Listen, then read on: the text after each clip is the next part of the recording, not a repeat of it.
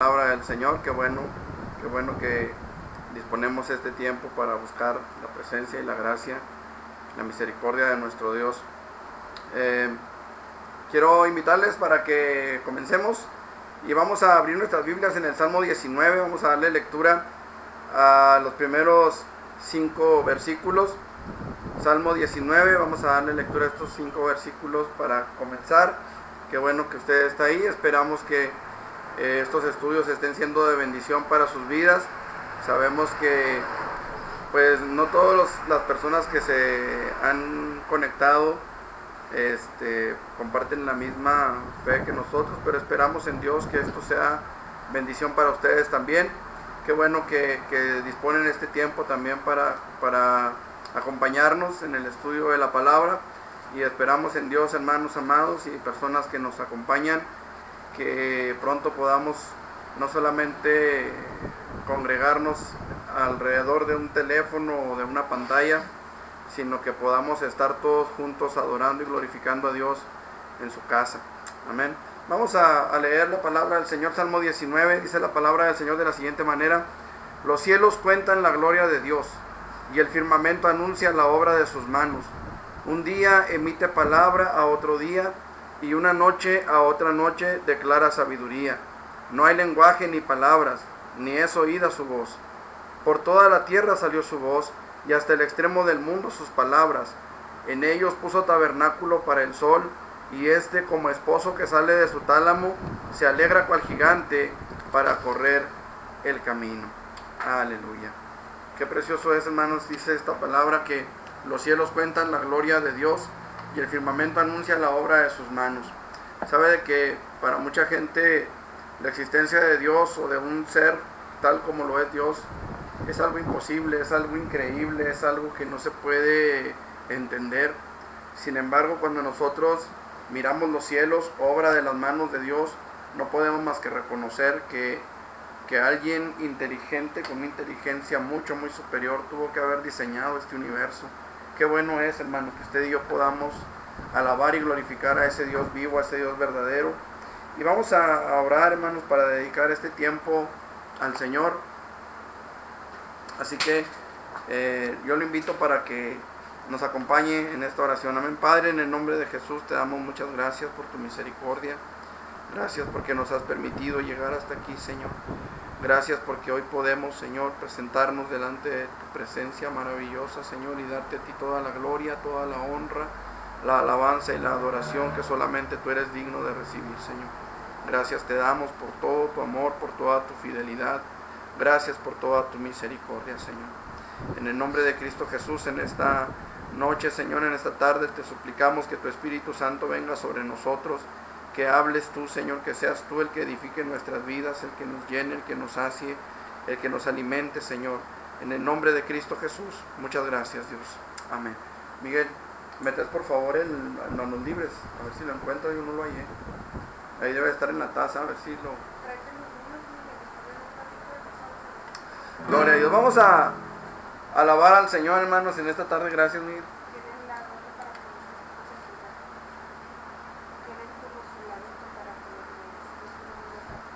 No necesito oírlo, nada más con que me oigan a mí.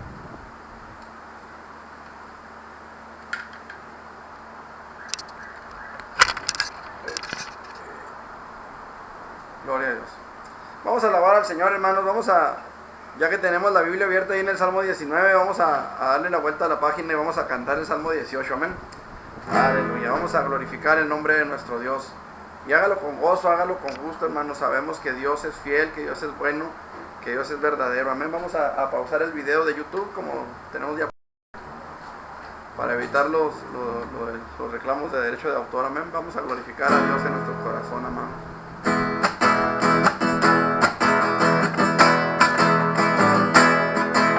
Te amo, Jehová, fortaleza mía, Jehová, roca mía y castillo mío, y mi libertador, Dios mío, fortaleza mía, en él yo confiaré, mi escudo y la fuerza fuerza de mi salvación, mi alto refugio es mi Dios. Invocaré a Jehová, quien es digno de ser alabado, y seré salvo de mis enemigos. Te amo, Jehová, fortaleza mía, Jehová, roca mía y castillo mío, y mi libertador, Dios mío, fortaleza mía, en él yo confiaré. Mi escudo y la fuerza de mi salvación, mi alto refugio es mi Dios. Invocaré a Jehová, quien es digno de ser alabado, y seré salvo de mis enemigos, y seré salvo de mis enemigos. Amén, gloria en nombre de Jesús. Me da mucho gusto que den este tiempo, que dediquen este tiempo para la gloria del Señor. Si acaso tenemos problemas con el audio, hermanos, que no se esté escuchando o algo, háganmelo saber, hermanos, para moverle aquí, porque como estoy transmitiendo, ya saben, a través del celular, a veces no se escucha muy bien, y pues necesitamos que nos echen la mano para nosotros darnos cuenta y poder en lo posible corregir los errores de transmisión que, pues, como estamos transmitiendo en vivo, pues regularmente se dan, ¿verdad? Vamos a abrir nuestras Biblias, mis hermanos. Vamos a irnos al Génesis. Yo sé que estamos hablando acerca del tabernáculo, y el tabernáculo pues lo hemos estado viendo a través del libro de los Números, de Levítico, de Éxodo, pero hoy vamos a comenzar en Génesis. La meditación de nuestro estudio de esta tarde. Ya hemos orado, hemos pedido a Dios que Él sea glorificado en este estudio, y vamos a ir al Génesis, hermanos, para tomar una base. Voy obviamente a dar una recapitulación breve de lo que vimos la semana pasada, para usted que quizá no lo vio. De cualquier manera, por ahí está ya en Facebook y está también en YouTube, si usted lo quiere revisar después. Pero vamos al Génesis capítulo 3.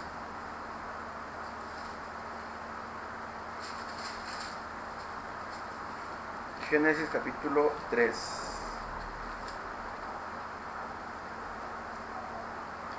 Dice la palabra del Señor en el versículo 24.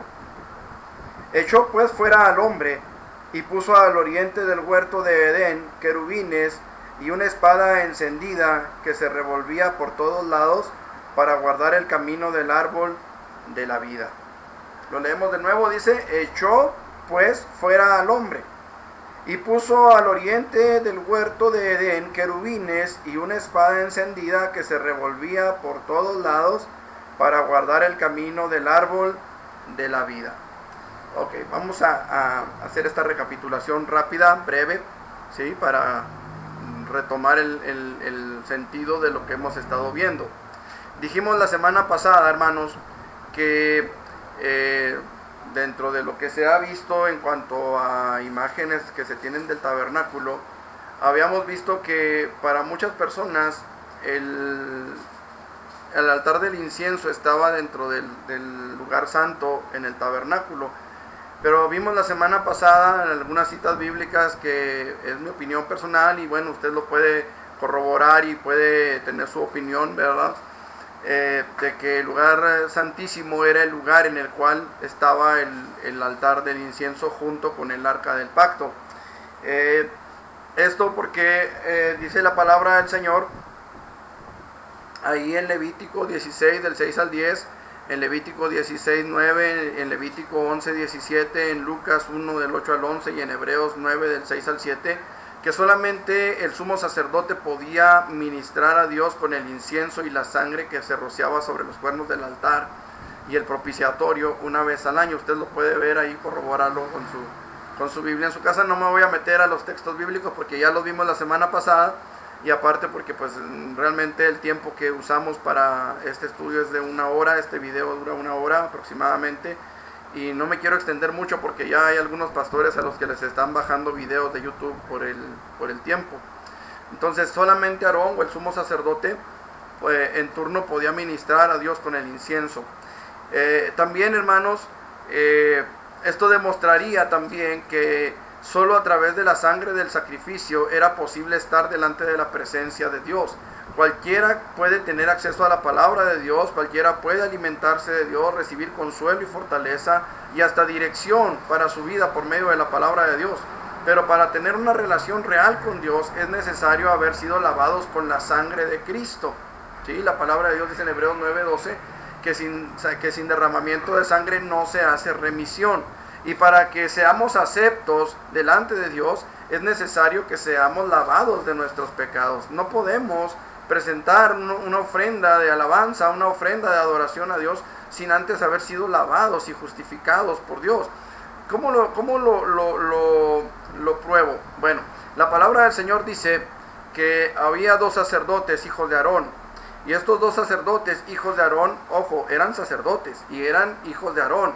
Y estos 2 hombres se atrevieron a ofrecer incienso delante de la presencia de Dios. Un incienso que Dios no les demandó, un incienso que ellos no estaban autorizados para presentar delante de Dios. Y dice la palabra del Señor que salió fuego de la presencia de Jehová que consumió a estos 2 temerarios hombres, ¿sí? Entonces, el altar del incienso representa las oraciones de intercesión por el pueblo, lo que nos dice que podemos estar en la presencia de Dios a través de la oración, solo por los méritos expiatorios de Cristo.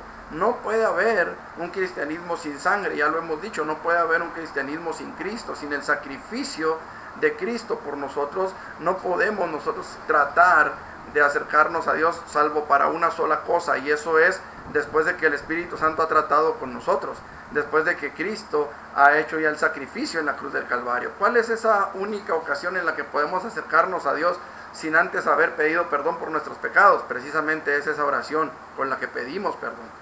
Es la única forma en la que podemos acercarnos a Dios. Es la única oración que Dios escucha y responde en el momento en el que nosotros nos acercamos a Dios. Cuando nosotros venimos y le decimos: Señor, he reconocido que soy pecador, reconozco todos mis pecados, soy culpable por cada uno de ellos, y en el nombre de Jesucristo, quien murió por mí en la cruz del Calvario, te suplico me perdones. Entonces Dios oye, Dios responde esa oración.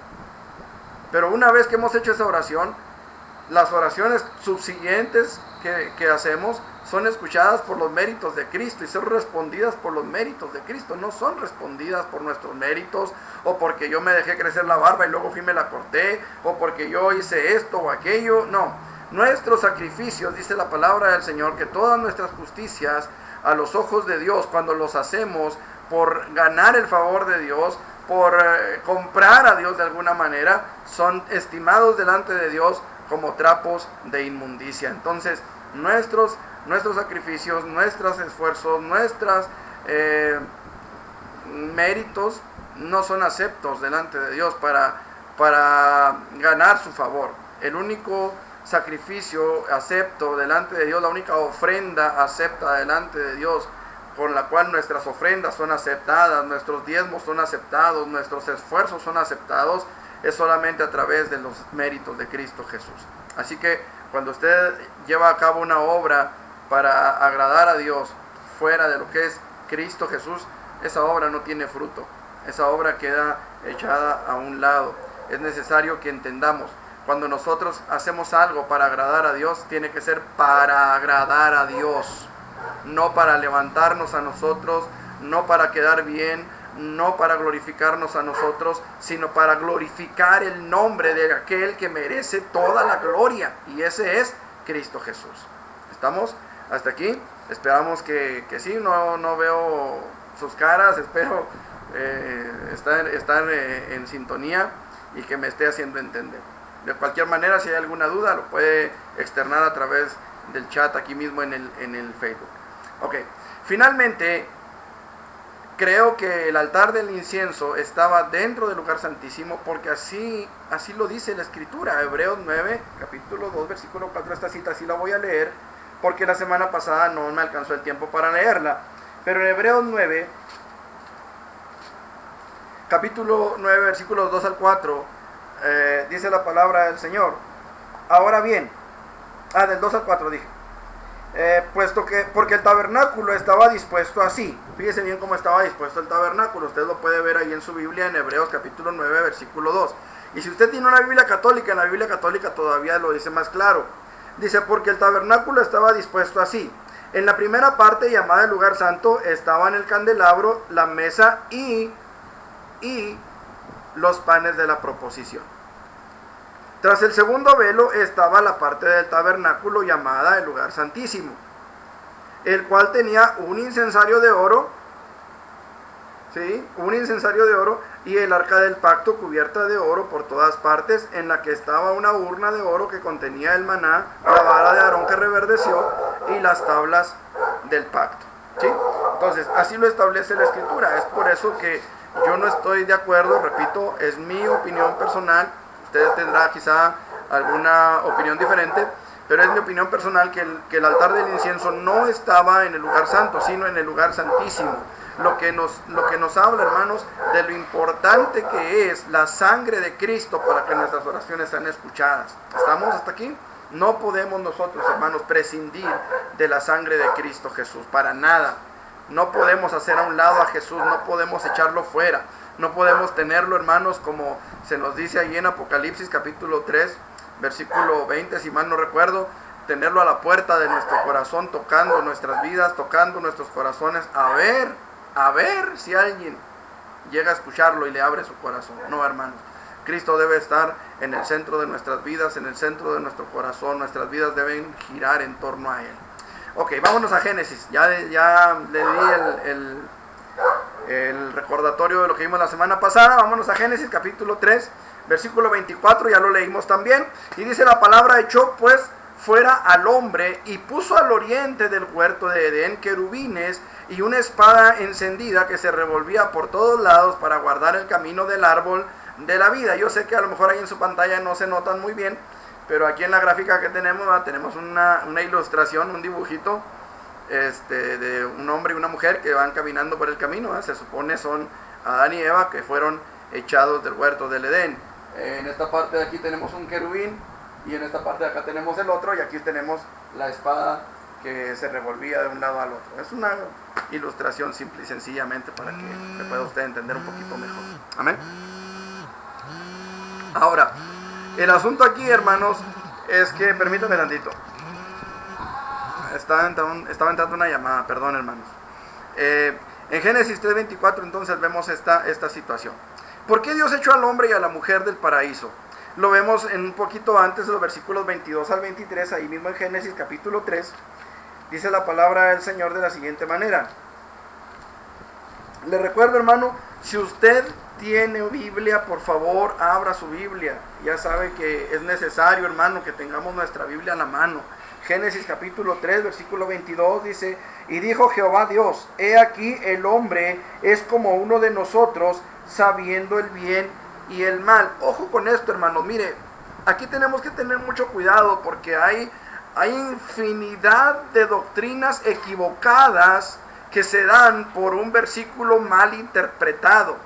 Hay gente que va a decir, por ejemplo, esos que practican yoga, por ejemplo, dicen que podemos llegar a un nivel de iluminación, que hay espíritus guías, que nos podemos llegar a un cierto nivel espiritual. Cuidado con lo que se enseña y cuidado con lo que escuchamos, hermanos, porque no todo tiene que ver con la realidad bíblica. Aquí lo que Dios está diciendo es, ya sabe lo que es bueno y lo que es malo. A eso se refiere. Cuando dice es como uno de nosotros, no está diciendo que seamos dioses o Jehová Junior, como por ahí dijo algún fulano, o que seamos cristitos. No, hermanos amados, entendamos la realidad de las cosas. Lo que Dios está diciendo aquí es que ya tenemos el conocimiento del bien y del mal. Es como uno de nosotros. Ahora, entendamos otra cosa. Lo que Dios está diciendo no es que Dios conozca el mal o el pecado por práctica. Lo conoce porque Él es omnisciente. Por eso Dios conoce el pecado, por eso Dios conoce el mal, porque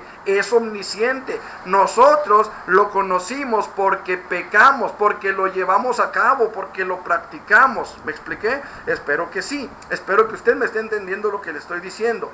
Dios no es como nosotros. Dios no es hombre para que mienta, ni hijo de hombre para que se arrepienta. Dios es santo.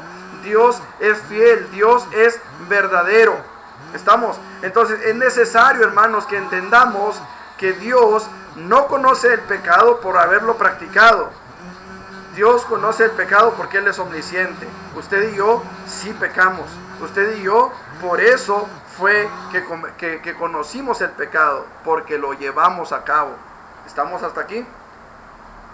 Dice, ahora pues, que no alargue su mano y tome también del árbol de la vida, y coma y viva para siempre. A ver, Dios nos hizo a su imagen y semejanza. Y parte de esa imagen, parte de esa semejanza fue la eternidad que Dios puso en nosotros. Nuestra alma y nuestro espíritu son eternos. Nuestro cuerpo había sido diseñado para ser eterno. Pero Dios dio una sentencia. El día que comas del fruto del conocimiento del bien y del mal, ese día te vas a morir. O sea, tu espíritu va a ser separado del mío. Eso es lo que Dios está diciendo. Tu alma va a ser separada de mí, de mi presencia. Eso es lo que está diciendo. El día que de él comas vas a morir, vas a ser apartado de mí. Es lo que Dios está diciendo. ¿Por qué de él? Jesús dijo, yo soy el camino y la verdad. ¿Y qué otra cosa? ¿No dijo que era la vida?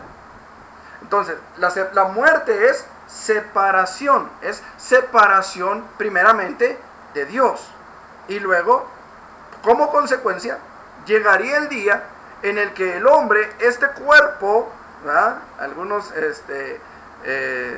un cuerpo bello, otros no tanto, y otros un poquito peor, pero este cuerpo se va a morir, tarde que temprano. Si el Señor Jesucristo no viene por nosotros antes y somos transformados y arrebatados a su presencia, un día nuestro cuerpo va a morir. Nuestra alma y nuestro espíritu serán separados de nuestro cuerpo como consecuencia de ese pecado que se cometió, ¿sí? Ahora, decía, Dios nos hizo con eternidad.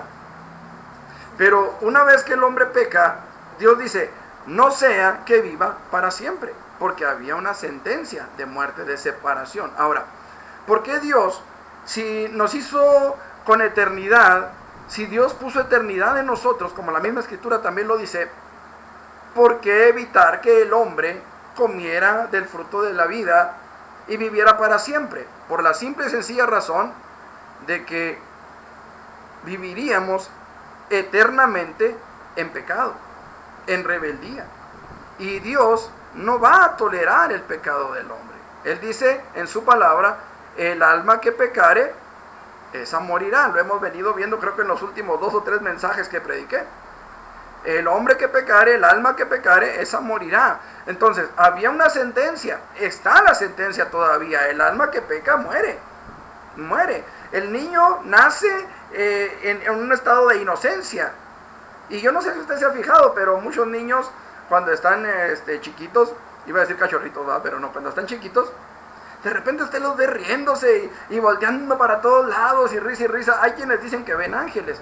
Yo no lo puedo asegurar, pero están en un estado de inocencia total. ¿Qué les impide ver a Dios? ¿Qué les impide ver ángeles? Quizá ver a Dios no puedan, porque la palabra de Dios dice que a Dios nadie le vio jamás. Pero ángeles es posible que los vean, porque están en un estado de inocencia. Pero en el momento en el que el niño comienza a pecar, en ese momento su inocencia se fue. Por eso hay padres, ¿verdad?, que darán cuentas a Dios por decirle a su hijo, vaya y dígale una palabrota, ¿verdad?, de este tamaño, otorrinolaringólogo, a mi compadre. Y ahí va el chamaquito, va y le dice la palabrota al compadre. Y tarde o temprano va a tener que dar cuentas por esa palabrota que dijo. Qué tremendo, ¿no? Bueno, parte de la ignorancia de los padres, ¿no? El punto es, hermanos, ¿por qué echó Dios al hombre y a la mujer del paraíso? Dice la palabra del Señor, El hombre es como uno de nosotros, sabiendo el bien y el mal. Ahora que no alargue su mano y tome también del árbol de la vida y coma y viva para siempre. Dios no quería que el hombre viviera completamente o eternamente, mejor dicho, en desobediencia. Dios sí nos quiere dar vida eterna. Dios sí quiere que tengamos ese privilegio de vivir para siempre, pero Dios quiere que vivamos para siempre en su voluntad, para que podamos estar y gozar con Él de las maravillas que Dios ha preparado. Amén. Por eso Dios sacó al hombre del huerto, para que labrase la tierra de que fue formado, para que se diera cuenta de lo importante que era el estar en comunión con Dios. Cuando usted anda en el mundo, llega el momento en el que el mundo le da de bofetadas y entonces usted dice: ¿cuántos jornaleros en casa de mi padre tienen abundancia de pan? Es entonces cuando el mundo nos da de cachetadas, hermanos, que nosotros podemos razonar y entender que no hay nada como estar en la presencia de nuestro Dios. Amén. Dios tuvo que quitar la eternidad del ser humano. Esa naturaleza con la que Dios nos había creado, Dios la tuvo que quitar del ser humano. Al ser humano ya ellos podían vivir haciendo el mal eternamente. Todo lo que Dios creó era bueno, dice la palabra en Génesis 1:31. Pero ahora el hombre podría echar a perder toda la creación. Y la pregunta es: ¿cómo tenemos la creación, hermanos?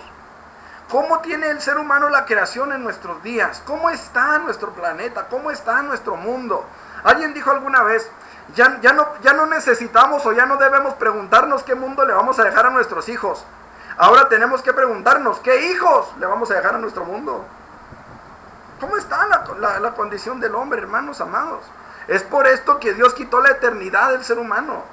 Imagínense al mochaorejas viviendo para siempre como mochaorejas. Imagínense no sé, al peor de los criminales viviendo para siempre. No sé, un Al Capone, no sé, hay tantos, ¿verdad?, que se nos van los nombres a veces. Un Bin Laden, un tal Iván, no sé, tantos que hay. Imagínenselos viviendo para siempre. Bonnie y Clyde dicen acá, ya están saliendo los nombres, ¿verdad? Bueno, imagínense, hermano, un Hitler viviendo para siempre. ¿Se imagina? ¿Un Hitler viviendo para siempre? Por eso es que Dios tuvo que quitarnos la eternidad, hermanos. ¿Sí? Por eso Dios tomó la determinación de sacarlos del Edén, del tabernáculo que Dios había hecho para que el hombre habitara en él. ¿Por qué del tabernáculo? ¿No es cierto que la presencia de Jehová bajaba y se paseaba en el huerto, en ese precioso tabernáculo que había hecho para tener comunión con el ser humano? Dios tuvo que sacar al hombre de ese tabernáculo de la presencia de Dios. Y ahora, al haber querubines con una espada encendida, pues solamente podemos entrar por Jesucristo, que como ya vimos en las semanas anteriores, Jesús, que es la puerta del tabernáculo por el cual usted y yo podemos tener comunión con Dios y ser internados en el lugar santo por la palabra. Solo los que reciben la santificación de Jesucristo entrarán al árbol de la vida que ahora está guardado, y esa espada es la misma palabra de Dios. Decíamos en mensajes anteriores, ¿verdad?, este libro te va a separar del pecado, o el pecado te va a separar de este libro. Cuando tú dejas que este libro te separe del pecado, entonces tú tienes entrada franca a la presencia de Dios. Cuando tú permites que el pecado te separe de este libro, entonces las puertas se cierran para ti. Ya dijimos que el pan representa a Cristo, que es nuestro sustento, que es nuestro sostén, que es el fundamento de nuestras vidas. Cristo es el único. Esta palabra es alimento para nuestro espíritu. Decía una persona con la que estaba platicando, hablaba acerca de una ilustración, y me gustó la ilustración, me gustó la forma en la que lo compartieron. Y esta persona hablaba de una mujer anciana que iba todos los días de culto, estaba en la iglesia, todos los días estaba en la iglesia. Y ella tenía un nieto, y este nieto era un rebelde de esos, rebelde sin causa, de esos que no quieren ir al templo, pero ni a empujones. Y le decía, abuela, pues ¿para qué vas tanto a la iglesia? ¿Y para qué vas tanto? Y que no sé qué, ¿verdad? Y le decía, a ver, ¿de qué se trató el sermón de la semana pasada? Le decía el nieto a la abuela. Y la abuela le dijo, mira, no te puedo decir de qué se trató el sermón de la semana pasada, pero te voy a pedir un favor. Esa canasta que está ahí, una canasta esas que usan para el mandado, como las que usaba doña Florinda. Esa canasta que está ahí, dijo, ve al pozo, dijo, y tráeme agua. Ahí en la canasta, güey, en la canasta tráeme agua.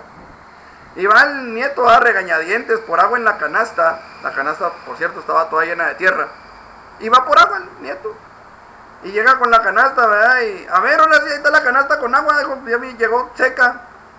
Dijo, a ver, ¿para qué vas al templo? Mira, dijo, no te puedo decir hasta que me traigas otra canasta con agua. Y ahí va el nieto, ¿verdad? Y trae la canasta vacía. A ver, ahora sí, dígame, abuela, ¿de qué se trató? Mira, no te puedo decir si no me traes una tercera canasta de agua. Y ahí va el nieto, va a regañadientes por la canasta de agua. Llega con la canasta de agua limpiecita, nada de agua. Y le dice el nieto, a ver, ahora sí, dígame, ¿a qué va? Si no se acuerda de nada. Y le dijo, mijo, ¿ya viste cuánta agua hay en la canasta? Y el nieto pensaba que lo iban a mandar por otra, ¿va? Y le dice el nieto, ya vi, pues si no hay nada. Y le dijo, ¿y cómo la ves? ¿No la ves más limpia? Y el nieto se fijó y dijo, pues sí, ahorita estaba llena de tierra. Dijo, bueno, cuando yo vengo de la iglesia, dijo, no me acuerdo de lo que predicaron, pero vengo más limpia. Este libro es el que limpia tu vida. Dice ahí en Proverbios, dice, ¿con qué limpiará el joven su camino? Con guardar tu palabra. Con guardar tu palabra. Precioso, ¿no le parece? Esta palabra, hermano, es la que nos va a abrir las puertas del tabernáculo en los cielos. Esta palabra que Dios dejó para que usted y yo podamos afirmarnos, afianzarnos y caminar en la santidad que Dios demanda de nuestras vidas. ¿Es fácil? No, no es fácil. No lo es. Pero esta palabra, hermano, nos va a sostener, nos va a sustentar, nos va a ayudar. Esta palabra, hermanos amados, los que reciban la santificación a través de esta palabra por Cristo Jesús, son los que podrán entrar, hermanos, a la presencia maravillosa del Señor. Dios quiere que entren solamente los que deben entrar, hermano, ya que muchos podrían entrar por un interés mezquino. ¿No se ha pasado, no le ha tocado que de repente hay personas que van a la iglesia porque, y lo hemos comentado en diferentes ocasiones, van a la iglesia porque quieren un mejor carro, van a la iglesia porque quieren un mejor trabajo, van a la iglesia porque quieren que Dios les haga, no sé, el milagrito, ya no tienen a San Antonio volteado, ahora quieren voltear a Dios, y van por otros intereses. Dios quiere que entren los que deben entrar, ya que muchos podrían entrar por otros intereses. Dios nos hizo libres, hermanos, a los seres humanos, pero solo los que lo aman van a hacer su voluntad. Juan capítulo 14, versículo 23. Juan 14, 23. Si usted quiere ir conmigo, dice la palabra del Señor de la siguiente manera. Respondió Jesús y le dijo, el que me ama, mi palabra guardará. Qué precioso. Ahora usted dirá, bueno, no le veo que tenga de precioso. Bueno, él le va. Dice, y mi Padre le amará, y vendremos y haremos morada con él. Haremos tabernáculo con él. Él será nuestro tabernáculo. Qué maravilloso, hermano. En el Antiguo Testamento se necesitaba de un lugar, un tabernáculo donde Dios descendiera y su presencia estuviera y el pueblo fuera ministrado por la gracia y la presencia maravillosa de Dios. En nuestros tiempos, usted y yo somos o podemos ser un tabernáculo donde Dios habite, su presencia habite en nuestros corazones por la fe, dice la palabra, para que habite Cristo por la fe en vuestros corazones. Qué maravilloso es esto, hermanos amados. Además del altar del incienso, en el lugar santísimo también se encontraba el arca del pacto. Por fuera el arca había, en la parte de arriba había 2 querubines. ¿Sí? ¿A qué le recuerda eso? Había 2 querubines protegiendo, hermanos, el arca, ¿sí? Ahora, dentro del arca estaban una muestra del maná que Dios hizo llover sobre el campamento de Israel cuando el pueblo empezó a rebelarse contra Moisés. No sé si usted recordará eso, ¿sí? Cuando Moisés llevaba al pueblo por el desierto, el pueblo empezó a quejarse, a decir, tenemos hambre. Yo no sé, no entiendo muy bien a esa generación, repito, a esa generación. No los entiendo muy bien, y el problema es que muchas en las iglesias actuales estamos igual. Tenemos hambre y no sé qué. Bueno, el pueblo de Israel, hermanos, salió de Egipto con ganados, llevaban vacas, llevaban ovejas, llevaban chivos. ¿De dónde sacaron todas las pieles que llevaban? Todas las pieles que utilizaron para el tabernáculo. ¿De dónde sacaron los ganados con los que llegaron a la tierra prometida? Los sacaron de Egipto. Pero dicen, tenemos hambre, decían. Pues no debe haber sido mucho, ¿verdad? Puesto que no querían matar una chiva, una oveja. Pero bueno, tenemos hambre, dijeron. Y Dios, dice la palabra del Señor, que envió un maná. La palabra maná significa, ¿qué es esto? Es una pregunta, ¿qué es esto? Y Dios les manda el maná, dice la palabra del Señor, hizo llover ese maná para que ellos salieran de sus tiendas. Lo único que tenían que hacer era agarrar una bandeja, una canasta, una charola, algo, y salir de su tienda a recoger el maná que había Dios hecho llover durante la noche, y en la mañana estaba regado por todo el suelo. Y Dios les dijo que tomaran lo necesario para un día, porque al día siguiente iba a haber maná en el suelo otra vez. Solamente el viernes iban a tomar doble ración, porque el sábado no iba a llover, no iba a haber maná. Algunos tomaron de más los otros días y se les agusanó, se les echó a perder y hedía en el campamento. Otros el sábado o el viernes no tomaron la porción para el sábado y tuvieron hambre. Bueno, tenían que comer, repito, pero no comieron maná el sábado. En fin, Dios hizo llover maná, y Dios le dice a Moisés que ponga ese maná, una muestra de ese maná, en el arca del pacto, para que sea un memorial, un recordatorio, ¿sí? Tenemos que entender esto, hermanos. Miren, Dios se ha encargado de que tengamos memoriales, recordatorios, no para que adoremos el maná, sino para que recordemos que Dios es un Dios fiel, es un Dios justo, es un Dios verdadero, es un Dios todopoderoso para suplir las necesidades de su pueblo. Por eso Él es el Shaddai, el todo suficiente, el todopoderoso. Se ha traducido así esta palabra, aunque realmente la palabra el Shaddai en realidad lo que significa es el todo suficiente. Pero en fin, se le ha dado el significado del todopoderoso, la connotación del todopoderoso, puesto que si es todo suficiente, pues tiene poder para suplirlo todo. ¿Expliqué?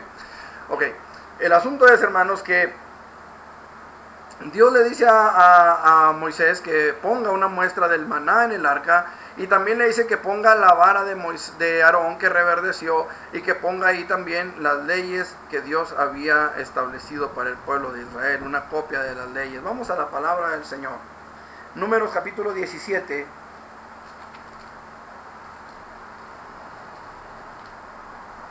Dice la palabra del Señor de la siguiente manera, capítulo 17, versículos 2 al 5. Habla a los hijos de Israel, y toma de ellos una vara por cada casa de los padres de todos los príncipes de ellos, 12 varas, conforme a las casas de sus padres, y escribirás el nombre de cada uno sobre su vara. Y escribirás el nombre de Aarón sobre la vara de Leví, porque cada jefe de familia de sus padres tendrá una vara, y las pondrás en el tabernáculo de reunión delante del testimonio, es decir, delante del arca. Aquí no le está diciendo que las meta, le está diciendo que las ponga enfrente, delante del arca, ¿sí? Dice, las pondrás en el tabernáculo de reunión delante del testimonio, donde yo me manifestaré a vosotros, y florecerá la vara del varón que yo escoja, y haré cesar de delante de mí las quejas de los hijos de Israel, con que murmuran contra vosotros. Aquí tenemos que tener cuidado también, hermanos. Miren, quiero ser claro quiero ser específico, quiero ser tajante y sobre todo quiero que me entienda, hermano. Miren, muchas veces pensamos que el pastor se pelea por la iglesia porque piensa que la iglesia es de él. Desgraciadamente así es a veces. Pero también debemos entender el otro lado de la moneda. Dios ha establecido un ministerio en la iglesia. Y Dios ha establecido un liderazgo en la iglesia. ¿Sí? Hay algunos pastores que veo que están escuchando y espero, si estoy mal, corríjame. Aquí lo puede corregir a través del chat. Créame que vamos a leer lo que usted escriba. Pero Dios ha establecido un ministerio y en ese ministerio Dios ha puesto autoridad. Y Dios, hermanos amados, dice que el pueblo murmuraba contra él. Versículo 5 dice, y florecerá la vara del varón que yo escoja. Ojo, dice que yo escoja. Y haré cesar de delante de mí, dice Dios, las quejas de los hijos de Israel con que murmuran contra vosotros. O sea, las quejas eran contra Dios en las murmuraciones que se hacían contra los siervos que Dios había puesto. No sé si me estoy haciendo entender. El pueblo se quejaba contra Moisés y contra Aarón, pero Dios toma esas quejas como si fueran contra sí mismo. ¿Por qué? Porque Dios escogió a Aarón y a Moisés para que llevaran a cabo la obra que Él les había encomendado. Hermanos amados, a veces cometemos el error de querer nosotros hacer la obra porque nosotros pensamos que el pastor no sabe cómo, que el pastor no tiene autoridad, que el pastor no tiene las palabras adecuadas, que el pastor no tiene la sabiduría, que el pastor es un pelele, es un alfeñique, es alguien que no tiene autoridad. Cuidado, hermanos, cuidado. Tenemos que entender que a quien Dios puso, Dios lo puso. Y a quien Dios quita, Dios lo puede quitar porque Él es el rey de la mies, Él es el rey de la iglesia, no es el papa el rey de la iglesia, es Dios, es Cristo. Solamente Dios tiene la autoridad para levantar a un ministro o para bajarlo de donde Él lo puso, pero solamente Dios lo puede hacer. Vamos al versículo 7.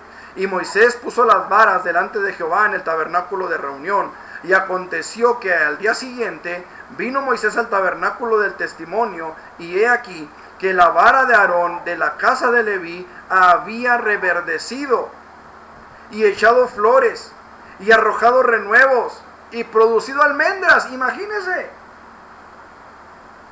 O sea, una cosa es que las varas obviamente eran varas secas, no tenían vida, eran varas que se arrancaban del árbol, se les quitaba la piel, la cáscara, la costra, como lo quiera usted llamar, y obviamente se secaban, ¿sí? Es lo que sucede con una vara. La vara se seca, ya no hay vida en esa vara. Y sin embargo la vara de Aarón no solamente reverdeció y dio hojas o dio renuevos, dice la palabra. Un renuevo son las varitas que le van saliendo a la vara, las ramas que van saliendo, sino que además, dice la palabra, dio fruto, produjo almendras. Fíjese qué tremendo es esto. Esa vara, hermanos amados, representa no solamente la autoridad delegada de Dios hacia el sacerdote que había puesto, en este caso hacia el pastor de la iglesia, representa a Cristo mismo, que es el que produce en nosotros fruto. Es el Espíritu de Dios que produce fruto en nosotros. Cristo, hermanos amados, se fue al cielo, pero envió su vicario, envió su representante, envió a alguien que esté en lugar de él, y ese es el Espíritu Santo de Dios que produce fruto en nosotros. Pero esta vara representa a Cristo, que tiene la autoridad de Dios, y que por la autoridad de Dios Él vino a la tierra, dio su vida en la cruz del Calvario, perdonó nuestros pecados y produjo fruto en nosotros. ¿Cuál es ese fruto? La salvación. No sé si me estoy haciendo entender. Es por la sangre de Cristo que usted y yo somos lavados y salvados para la gloria de su nombre.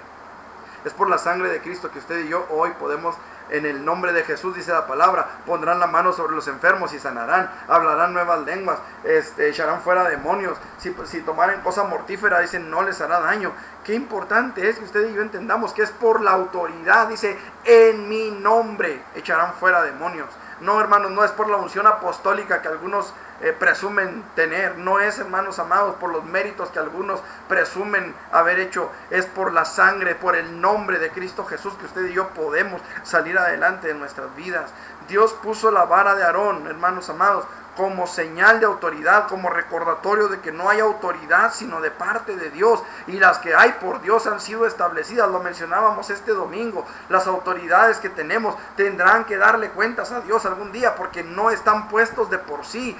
Dios permitió que llegaran a esos lugares de autoridad, y tarde que temprano López Obrador, Javier Corral, Maru Campos, Ernesto Zedillo, Salinas de Gortari, Vicente Fox y todos los presidentes que hemos tenido en nuestro México querido van a tenerle que dar cuentas a Dios por sus acciones, buenas o malas. Tendrán que presentarse delante de Dios, porque no fueron puestos por el pueblo, fueron puestos por Dios a través del pueblo, para servir al pueblo, para servir a Dios a través del pueblo, no para servirse a sí mismos por medio del pueblo.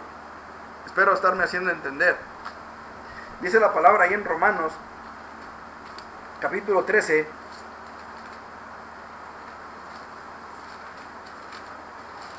dice la palabra del Señor de la siguiente manera: sométase toda persona a las autoridades superiores, porque no hay autoridad sino de parte de Dios, y las que hay por Dios han sido establecidas. De modo que quien se opone a la autoridad, a lo establecido por Dios resiste, y los que resisten acarrean condenación para sí mismos, porque los magistrados no están para infundir temor al que hace el bien, sino al malo. ¿Quieres pues no temer a la autoridad? Haz lo bueno y tendrás alabanza de ella. Dice el versículo 4, porque es servidor de Dios para tu bien. Yo no sé si alguna persona de autoridad me esté viendo en este momento. No sé si algún presidente, algún gobernante pueda ver este video después a través del YouTube. No lo sé. Pero si es así, permítame decirle que tarde o temprano usted tendrá que presentarse delante de Dios y darle cuentas por su mandato, por su gestión. Así que yo lo invito para que con temor de Dios usted sirva al pueblo, dedíquese al pueblo, sea bendición a su pueblo, y Dios lo va a bendecir a usted.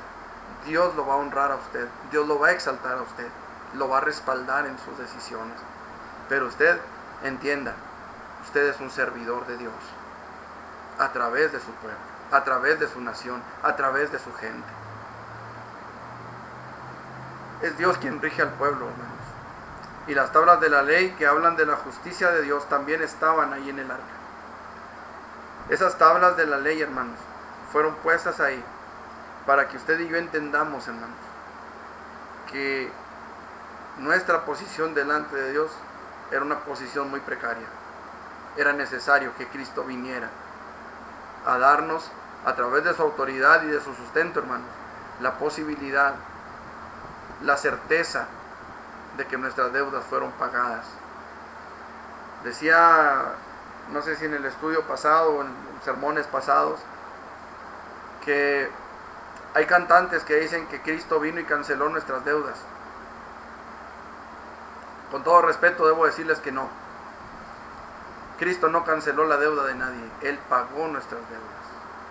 Él pagó nuestros pecados. No los canceló, los pagó. Y qué importante es esto, hermanos. En una parábola, en Mateo 22, del 1 al 4, alguien entró a la fiesta de bodas, pero no estaba vestido adecuadamente. Quiero ver esta parábola, hermanos, y con esto terminamos por hoy. Mateo 22, del 1 al 14. Mateo 22, del 1 al 14.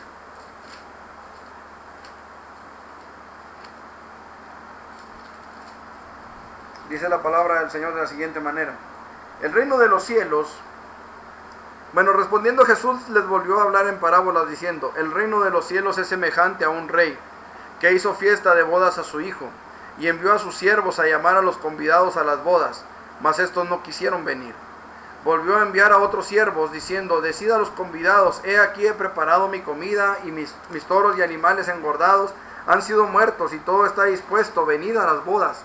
Mas ellos, sin hacer caso, se fueron, uno a su labranza y otro a sus negocios, y otros, tomando a los siervos, los afrentaron y los mataron. Al oírlo el rey se enojó, y enviando sus ejércitos destruyó a aquellos homicidas y quemó su ciudad.